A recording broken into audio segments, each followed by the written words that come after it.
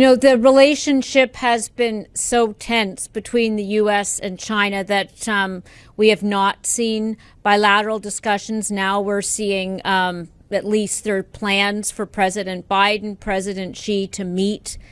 Let's first of all, do you think that is going to happen? And is it a wise decision on Biden's part? The White House has announced that President Biden will meet Xi Jinping on the sidelines of the APEC summit in San Francisco this month. A number of people say it won't happen. I tend to think that it will. But the issue of advisability, the answer is no. We've been talking to China for about 3 decades intensively.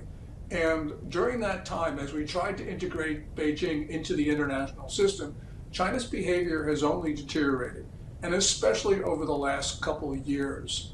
So I think now's the time to impose severe costs on China. And after we do that, then would be the appropriate time to talk.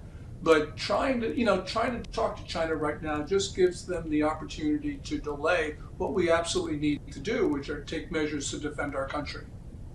When you say severe costs on China, we already, obviously there are tariffs, et cetera. What more can the U.S. do or should do in this situation? Well, first of all, we need to do something about the 70,000 fentanyl deaths each year in our country. And these are from doses of illegal Chinese fentanyl. We need to hold the Communist Party in criminally liable, which means we need to issue red notices for Xi Jinping and others.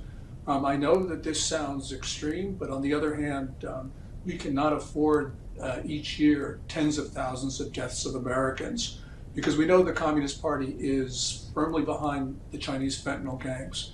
Not only does China run a surveillance state, but also we know Chinese diplomats have been issuing all sorts of notices and others trying to help the fentanyl gangs, and also the gangs launder their proceeds to the Chinese state banking system.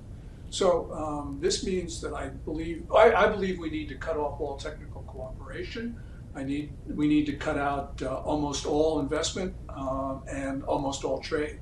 And I know it's severe, but on the other hand, what China's been doing to the United States has been disastrous. And obviously the policies that we have, which sound responsible, have in fact created a disastrous situation.